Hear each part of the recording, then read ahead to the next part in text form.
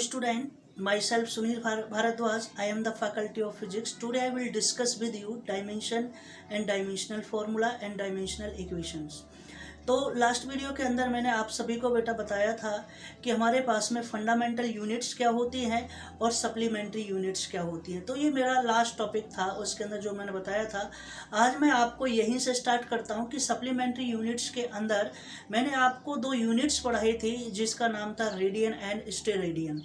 तो जो प्लेन हमारे पास में है, अगर मैं प्लेन एंगल की मैं बात करता हूं तो उसको स्टेरेडियन के अंदर हम कैलकुलेट कर लेते हैं, और अगर मैं सॉलिड एंगल की बात करता हूं तो उसको स्टेरेडियन के अंदर कर लेते हैं, और प्लेन की मैं बात करता हूं तो उसको रेडियन की फॉर्मेट में लिखते हैं। तो मैं आज डिस्कस करता हूं कि व्हाट इज़ द रेडियन और व्हाट इज़ द स्टेरेडियन, और इसको हम कैलकुलेट कैसे करते हैं।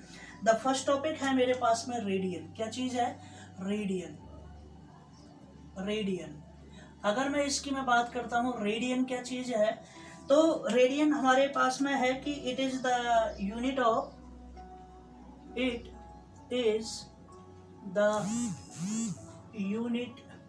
Of plane angle. क्या चीज है? It is the unit of plane angle. One radian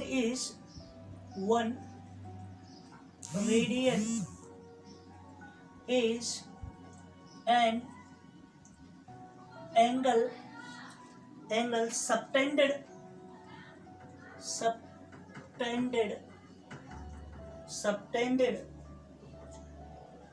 at the center of the circle। ठीक है, it is the unit of plane। One radian is an angle subtended at the center of the circle by an arc of length equal to the radius of the circle। This is the definition of radian। It is the unit of plane। One radian is an angle subtended at the center of the circle by an arc of length equal to the radius of the circle। अगर मैं इस तरीके की format की अगर मैं बात करता हूँ, मान लेते हैं हमारे पास में इस तरीके से आपके पास में एक आर्क है। क्या चीज़ है? इस तरीके से आपने क्या बना लिया, ये आर्क फॉर्मेट में हमारे पास में है। ये आर्क फॉर्मेट में इस तरीके से आपने इसको कैलकुलेट किया।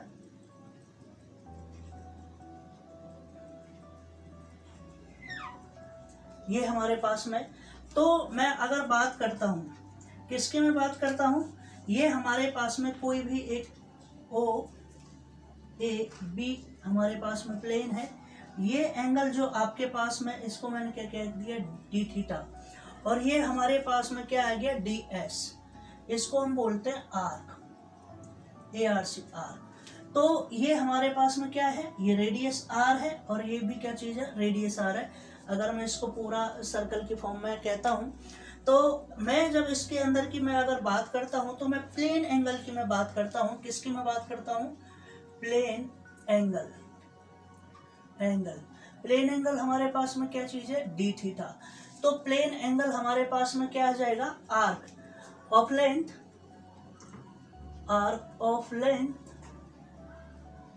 अपॉन में रेडियस। क्या आ जाएगा, radius. This is the formula.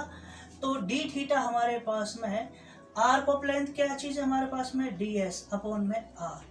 ये हमारे पास में इस तरीके से कैलकुलेट आप कर सकते हो। This is the format to calculate the plane angle. तो हमारे पास में प्लेन एंगल थीटा अगर हम कैलकुलेट करेंगे, आर्क अपॉन में क्या कर दोगे, रेडियस कर दोगे। तो इस तरीके से आपने रेडियन का केस यहाँ इस तरीके से आप सॉल्व कर दोगे। तो अगर मैं बात करता हूँ, ये आ जाएगा D theta is equal to D S upon में आर्क। ये किसको कहेंगे, इसको रेडियन फॉर्मेट में रहेगा। किसके केस में रहेगा, ये रेडियन फॉर्मेट में रहेगा। तो यहाँ तक आपको समझ में आ गया कि हमारे पास में रेडियन क्या है। अब मैं बात करता हूँ आपसे स्टेरेडियन की बात करता हूँ। किसकी मैं बात करता हूँ, स्टेरेडियन की मैं बात करता हूँ। दूसरा केस है आपका stay radian, stay radian, stay radian. ये क्या है? It is the unit of, it is the unit of solid angle, it is the unit of solid angle. One stay radian, one stay radian is the solid angle, solid angle subtended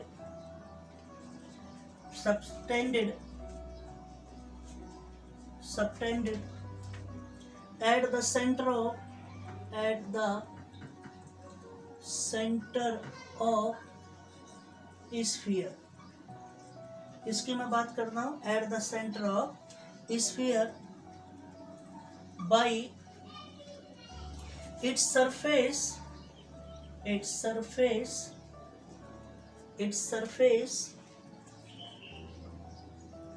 whose area is equal to the surface of the radius, surface of the radius। ये कहता है कि it is the unit of solid angle, one steradian is the solid angle subtended at the center of sphere by its surface area, by its surface whose area is equal to the surface of the radius of the sphere, of the sphere, of the sphere। तो हमारे पास में इस तरीके से अगर मैं बात करता हूँ तो आप देखिए, कोई भी हमारे पास में एक पार्ट की अगर मैं बात कर रहा हूँ तो ये हमारे पास में क्या चीज़ है? एक मैंने स्फीयर बनाया, क्या कैलकुलेट कर लिया मैंने, एक स्फीयर हमारे पास में है और ये इस तरीके से हमारे पास में इस फॉर्मेट में हमारे पास में लाई करता है। तो ये हमारे पास में ये डिजाइन है जिसके बारे में मैं आपको बता रहा हूँ कि किस तरीके से हम इसके अंदर सॉलिड एंगल की अगर मैं बात करता हूँ तो ये इस तरीके से हमारे पास में बहुत सारे पार्ट्स हैं। This is the solid form. और अगर मैं इसके अंदर मैं बात करता हूँ, ये जो एंगल है, ये जो एंगल है हमारे पास में, इसको मैं बात कर, देखिए ये आर, ये आर और ये हमारे पास में क्या आ जाएगा इसका, ये हमारे पास में D A is the surface area. क्या चीज़ है? Small surface, change in small, D A का मतलब होता है चेंज इन एरिया, मतलब स्मॉल चेंज इन एरिया की अगर मैं बात करता हूँ। और इसको हम कहते हैं डी ओमेगा। क्या कहते हैं? D omega. तो ये हमारे पास में रेडियस है। तो अगर मैं बात करता हूँ यहाँ पर स्टे सॉलिड एंगल की मैं बात करता हूँ, सॉलिड एंगल क्या रहेगा हमारे पास में? D omega. तो सॉलिड एंगल हमारे पास में क्या रहेगा? तो ये रहेगा हमारे पास में area cut out, area cut out from the surface of sphere, upon में क्या रहेगा? Radius square. ये area cut out from the surface area कि हमारा कितने सरफेस एरिया से एरिया कट आउट है, तो d omega is equal to हमारे पास में क्या रहेगा? डी ए अपॉन में आर स्क्वायर। ये क्या रहेगा? ये हमारे आ जाएगा स्टे रेडियन, रेडियन। तो ये सारे फॉर्मेट है, क्योंकि ये कई बार हम जब प्रॉब्लम सॉल्व करते हैं तो इस तरीके के केस आ जाते हैं, ये आना आपको ज़रूरी है। इस तरीके से आप इनको कैलकुलेट कर सकते हैं। अब मैं यहीं पे आपको कन्वर्जन करना सिखाता हूँ कि कभी कभी आप देखते हो कि हमारे पास में कि माइक्रोस्कोप क्या है, टेलीस्कोप क्या है, तो उसकी रीडिंग को किस तरीके से हम कैलकुलेट करते हैं, किस तरीके से हमारे पास में एंगल होते हैं, तो उन सारे चीज़ों को आप किस तरीके से करोगे ये चीज़ देखिए। नेक्स्ट जो आर्टिकल है आपके पास में वो कन्वर्जन का मैं केस डिस्कस कर रहा हूँ। तो वो क्या चीज़ है, conversion of angle in degree, minute and second. This is the important topic. मैं तो इसको इस यूनिट का सबसे इम्पोर्टेंट टॉपिक ही कहूँगा। Dimensional formula is a very simple form, but मैं यहाँ पे यही कहूँगा कि this is the very important question. ये है conversion of angle, conversion of angles, conversion of angle in degree, conversion of angle degrees, minutes and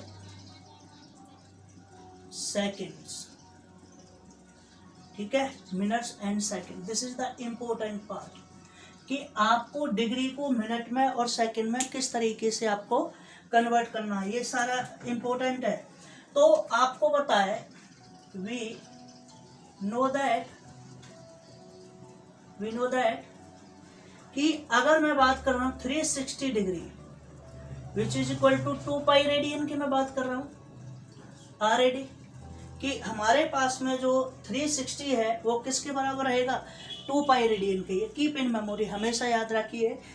अब देखिए, आप कहीं ये मत सोच लेना कि 360 is equal to 2 into pi. Pi की वैल्यू क्या चीज ले ली आपने, 180 डिग्री। नो, 180 डिग्री नहीं रहेगी इसके साथ, वैसे ये दोनों ही बराबर है। अगर 180 ले लेते हैं तो 360 हो जाता है, ठीक है। लेकिन हम लेंगे कि 360 degree is equal to 2 pi, where pi is equal to 3.14। अगर हम वैल्यू लेते हैं पाई इज इक्वल टू 3.14 या पाई इज इक्वल टू 22/7, ठीक है। तो ये सारी चीज आपको याद रखनी है। अब मैं यहाँ से 1 डिग्री कैलकुलेट करता हूँ। 1 डिग्री इज इक्वल टू क्या आ जाएगा, 2 पाई अपॉन में 360। आएगा या नहीं आएगा, है कितना आ जाएगा, radian, where pi is equal to 3.14 choose कीजिए।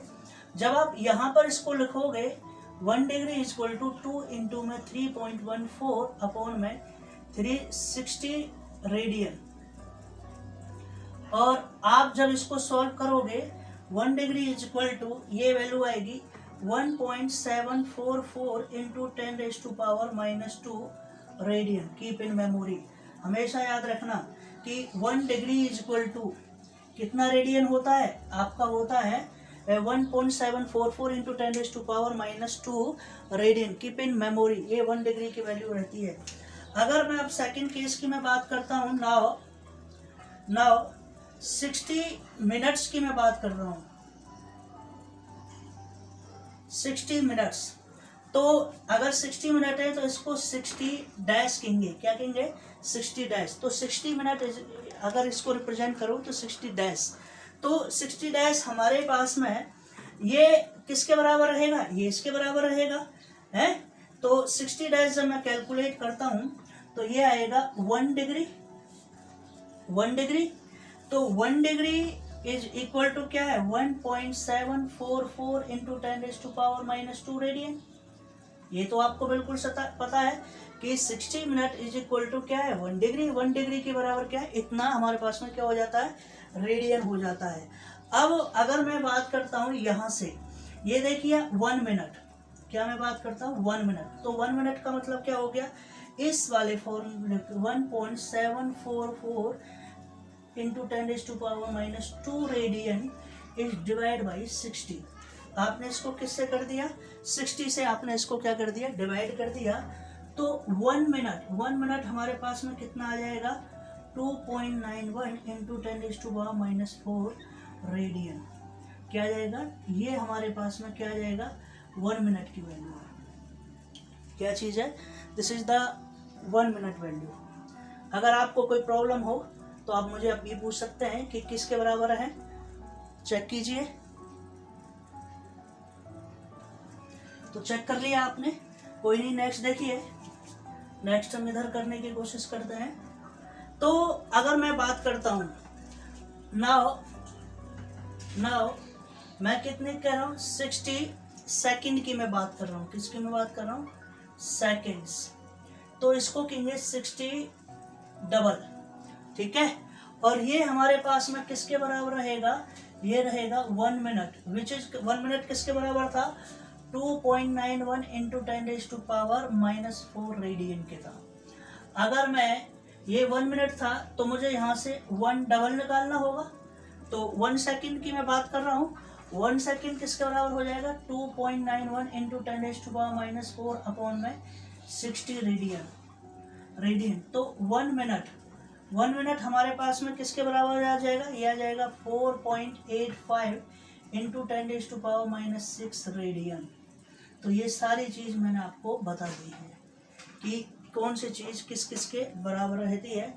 1 degree, this is the 1.744 into 10⁻2 radian. इसको अगर 60 से डिवाइड कर देते हैं तो 1 मिनट की वैल्यू आ जाती है। 1 मिनट को अगेन फिर 60 से डिवाइड कर देते हैं तो 1 सेकंड की वैल्यू आ जाती है। किसकी फॉर्म में, रेडियन की फॉर्म में। ये this is the very interesting topic for your exam. ये आपको कन्वर्जन की फॉर्म में आने चाहिए। हम जब भी प्रॉब्लम सॉल्व करेंगे हम आपको इनके ऊपर प्रॉब्लम देंगे और असाइनमेंट में भी आपको इस तरीके के क्वेश्चन की हम देने की बात करेंगे, ठीक है। तो ये सारी चीज़ आपने देख लिया कि क्या हमारे पास में कन्वर्जन है। अब मैं बात करता हूँ आपसे डायमेंशन की बात, कि डायमेंशन हमारे पास में क्या होती है। क्या बात करता हूँ मैं आपसे, डायमेंशन की। तो मैं बात करता हूँ आपसे डायमेंशन की। तो ये यहाँ तक आपको समझ में आ गया होगा। ये इम्पोर्टेंट है आपके लिए, ये सारी चीज़ आपको टिप्स पे होनी चाहिए कि क्या चीज़ है। अब मैं नेक्स्ट बात करता हूँ आपसे डायमेंशन की। किसकी मैं बात करता हूँ, dimension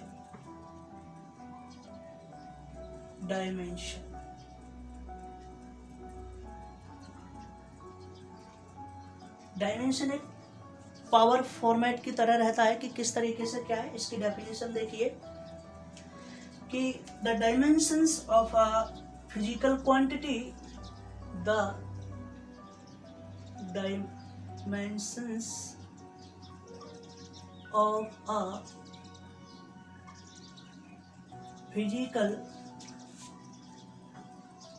quantities, the dimension of a physical quantities are the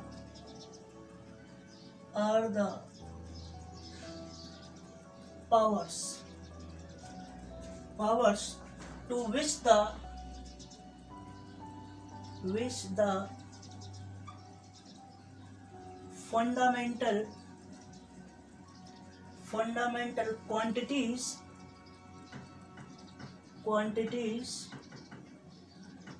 are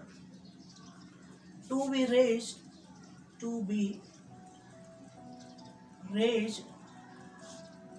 raised to represent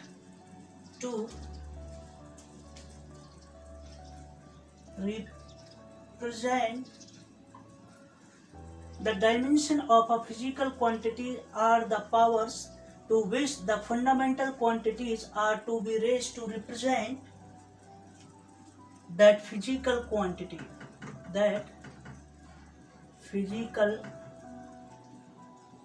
quantity, ठीक है। फिजिकल क्वांटिटी ये क्या कहता है कि dimensions of a physical quantity are the powers है to which the fundamental quantity are to be raise, जिसको to represent the physical quantity. तो ये हमारे पास में इसको क्या कह देंगे, हम डायमेंशन कह देंगे। दिस इज द डायमेंशन, कि भाई क्या डायमेंशन है। जैसे लेंथ है तो एल हमारी डायमेंशन होगी। अगर हमारे पास में एरिया है तो एल स्क्वायर की मैं बात करता हूँ, तो हमारे पास में इस तरीके से हम डायमेंशन की बात करते हैं, कह देते हैं ना 2D 3D 4D, इस तरीके से मैं बात करता हूँ 1D।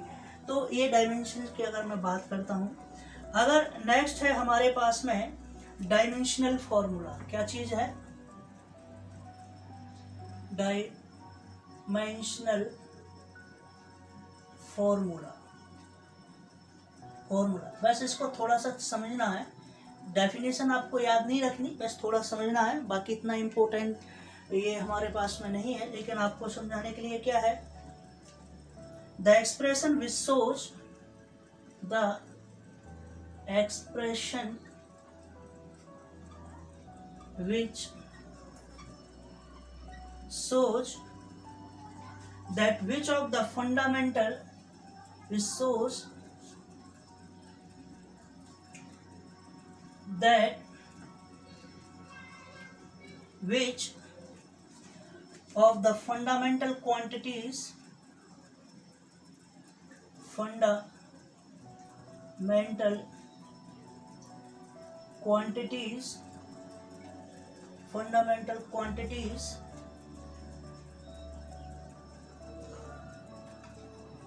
are with what power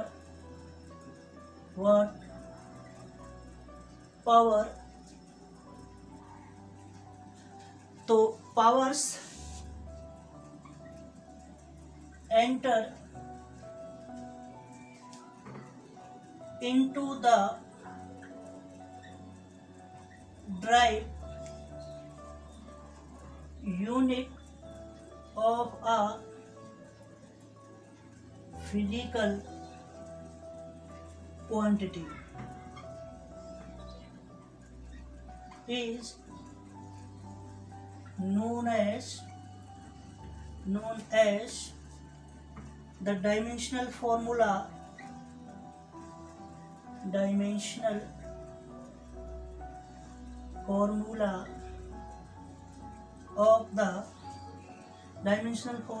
of that physical quantity.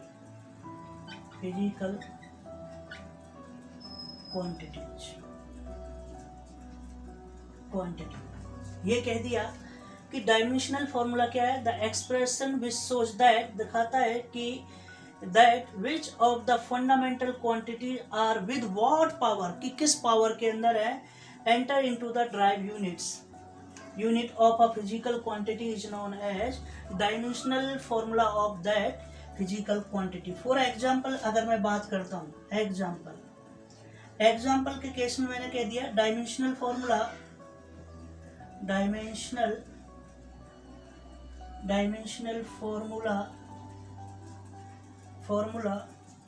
For area is, अगर मैं डायमेंशनल फॉर्मूला की मैं बात करता हूं एरिया, तो देखिए समझिए एरिया को, एरिया क्या होता है हमारे पास में, एरिया बराबर रहता है लेंथ इनटू में लेंथ. तो हमारे पास में क्या हो गया, एल इंटू में एल.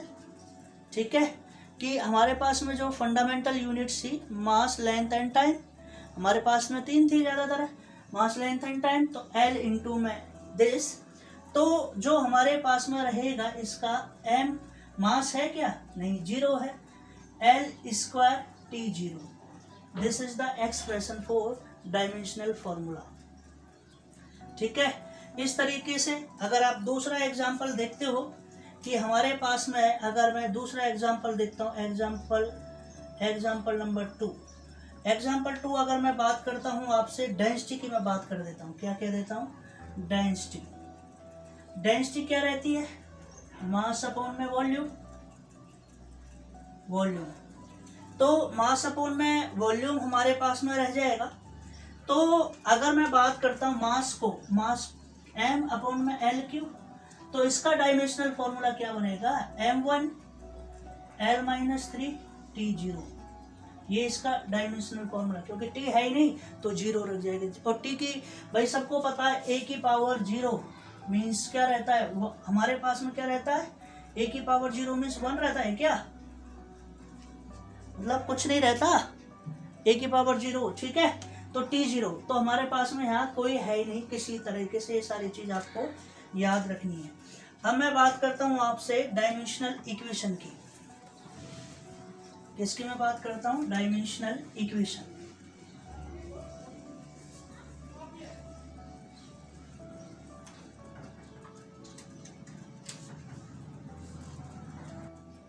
तो नेक्स्ट आर्टिकल है हमारे पास में कि डायमेंशनल इक्वेशन क्या रहती है. डायमेंशनल इक्वेशन, डायमेंशनल इक्वेशन, इसको किस तरीके से हम रिप्रेजेंट करते हैं। ये देखिए डायमेंशनल इक्वेशन की मैं बात करता हूं। The equation obtained by the equation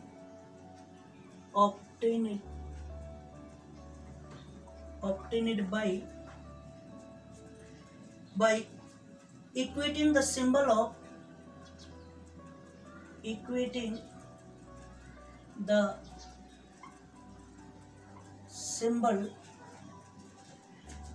of a physical quantity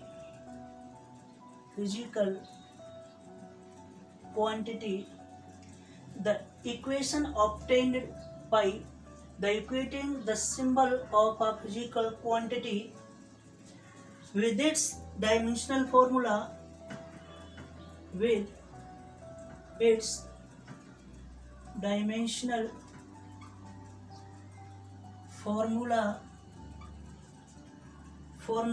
is called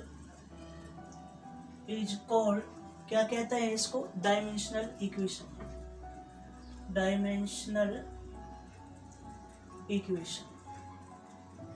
क्या कहेंगे इसको, डायमेंशनल इक्वेशन। अब आपको देखना है फॉर एग्जाम्पल, मैंने एरिया निकाला था ना, आप जब एरिया की बात करोगे तो ये इस तरीके से रहेगा area. This is the represent of area in the form of dimensional. तो एरिया क्या आया था, m0 L² T0। ये है हमारे पास में डायमेंशनल इक्वेशन।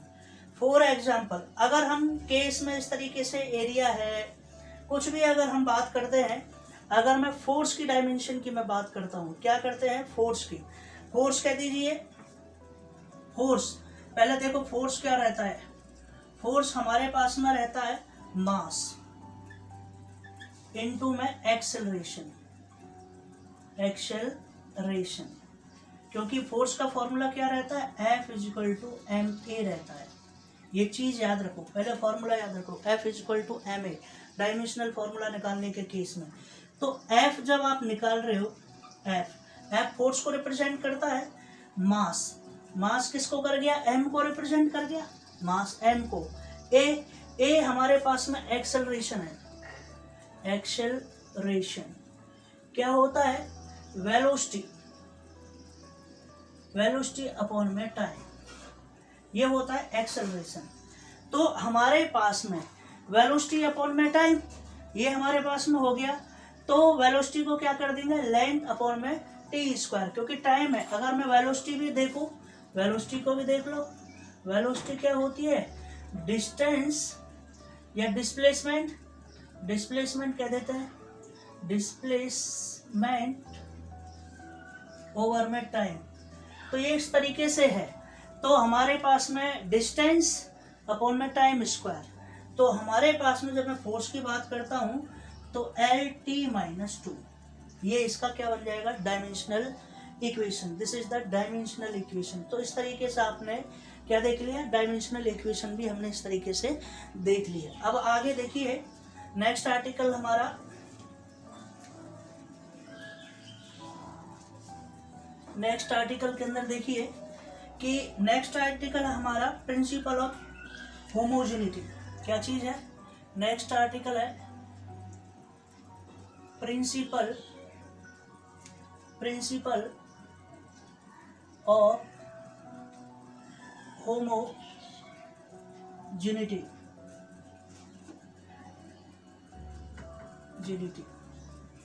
तो ये प्रिंसिपल क्या कहता है, ये प्रिंसिपल कहता है कि अगर कोई भी चीज़ है, हमें दोनों तरफ डायमेंशनल फॉर्मूले को, उनकी पावर्स को कैलकुलेट करने के बारे में बताता है।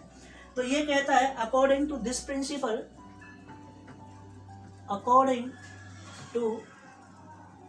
Principal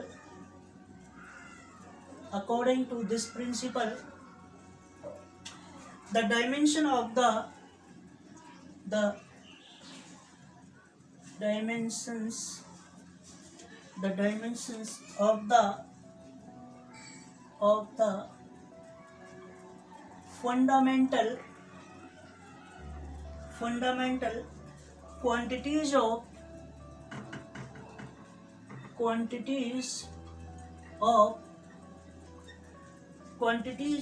two sides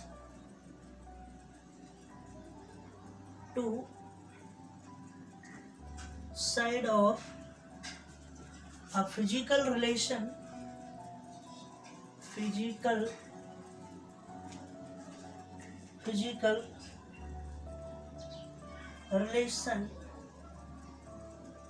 must be same, होना चाहिए।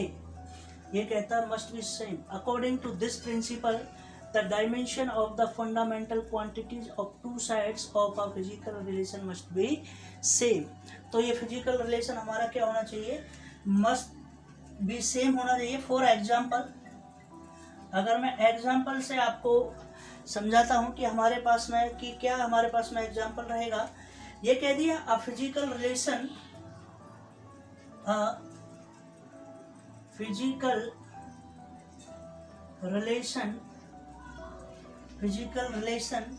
in terms of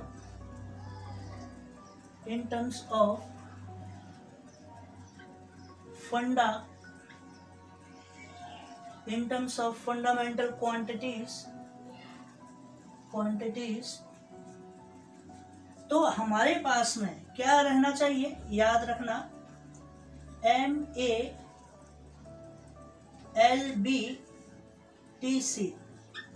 which is equal to, हमारे पास में होना चाहिए MLT, मतलब XYZ। इस तरीके से वेयर A बराबर क्या रहेगा, X रहेगा, B बराबर क्या रहेगा, Y रहेगा, और C बराबर क्या रहेगा, Z रहेगा। क्या रहेगा, Z रहेगा। तो ये इसी को कहेंगे, इसको ही, इस एक्सप्रेशन को कहते हैं प्रिंसिपल ऑफ होमोजेनिटी। तो इस तरीके से मैंने आपको क्या बता दिया, प्रिंसिपल ऑफ होमोजेनिटी के बारे में मैंने बता दिया। तो आज के इस वीडियो में मैंने आपको पढ़ाया कि रेडियन की डेफिनेशन क्या होती है, how to calculate the plane angle, how to calculate the solid angle, and conversion of degree, minute and second. उसके बाद में मैंने बताया डायमेंशन क्या है, डायमेंशनल फॉर्मूला क्या है, डायमेंशनल फॉर्मूला होगी, डायमेंशनल इक्वेशन क्या है, और प्रिंसिपल ऑफ होमोजेनिटी के बारे में मैंने इस तरीके से मैंने आपको बता दिया है। ठीक है, और मैं अब आपको मैं भी एक डायमेंशनल फॉर्मूला और निकाल के आपको बताता हूँ। देखिए किस तरीके से हम उसको निकालते हैं। तो एक क्वेश्चन करते हैं हम डायमेंशनल फॉर्मूला के ऊपर कि हम डायमेंशनल फॉर्मूला को किस तरीके से निकाल देते हैं। मान लेते हैं एक क्वेश्चन आ जाता है आपके एग्जाम के अंदर कि to find the dimensional formula of work. Question number 1, to find the dimensional formula of work. सबसे पहले आपको वर्क के बारे में पता होना चाहिए कि हमारे पास में वर्क क्या होता है। वर्क क्या होता है, फोर्स इनटू में distance, this is the work. Work done is defined as the force applied on a body, then the body is displaced in the direction of force, is called work done। ठीक है, तो ये definition हो जाती है कि हमारे पास में जब किसी भी बॉडी के ऊपर आप फोर्स अप्लाई करोगे तो बॉडी उस फोर्स की डायरेक्शन में क्या होनी चाहिए, डिस्प्लेस होनी चाहिए। ये आ गया हमारे पास में। और फोर्स को मैंने अभी आपको बताया था, फोर्स हमारे पास में क्या रहता है, MA, जिसको मैंने कह दिया था किलोग्राम मीटर पर सेकेंड स्क्वायर। यहाँ से इस तरीके से देख लिए। और डिस्टेंस को क्या कह देते हैं हम, डिस्टेंस को हमने क्या कह दिया, हमने L कह दिया। ठीक है, ये L है, यह मीटर में ही है, डिस्टेंस को मीटर में कर देते हैं, इसको लेंथ कर देते हैं। तो ये सारी चीज़ है फोर्स की। जब वर्क का मैं डायमेंशनल फॉर्मूला निकालता हूँ तो फोर्स का क्या हो रहता है, MLT-2। क्या रहता है हमारे पास में फोर्स का फॉर्मूला, MLT-2 ये रहता है। इनटू में इसका क्या रहेगा, L। तो dimensional formula of work is हमारे पास में क्या रह जाएगा, ML² T-2, this is the 2। तो ये रहेगा हमारे पास में डायमेंशनल फॉर्मूला वर्क ml²t-2। क्या रहेगा, लेट मी चेक, ml²t-2। तो इस तरीके से आप इन फॉर्मूले को निकाल सकते हैं। तो आप प्रैक्टिस करना घर पे इस तरीके, परंतु आपको ये फॉर्मूले याद होने चाहिए कि कौन सी चीज़ क्या है। तो आप बहुत सारे चीज़ हैं आप निकाल सकते हो। जैसे मैं आपको कुछ दे देता हूँ, लीनियर मोमेंटम का निकालना है, लीनियर मोमेंटम। दूसरा केस मैंने कह दिया इम्पल्स, इम्पल्स। तीसरा केस मैंने कर दिया पोटेंशियल एनर्जी, पोटेंशियल एनर्जी। अगला केस मैंने कह दिया काइनेटिक एनर्जी, एनर्जी। और एक केस और मैं कह देता हूं, अगर मैं कह देता हूं प्रेशर का, प्रेशर। तो ये चीज आपको ना, ये 4-5 के आपको देखना है ट्राई करके कि इनके डायमेंशनल फॉर्मूला क्या होते हैं। चलिए मिलते हैं अपनी नेक्स्ट वीडियो के साथ में। मैं थैंक्स करता हूँ कृष्णा टेक्निकल पाठशाला को, जिसके साथ में मिलकर के हम ये काम कर रहे हैं। और आप बेटा अच्छी तरीके से ये कार्य कीजिए। मिलते हैं अपनी नेक्स्ट वीडियो के साथ में। Okay, thank you, bye bye.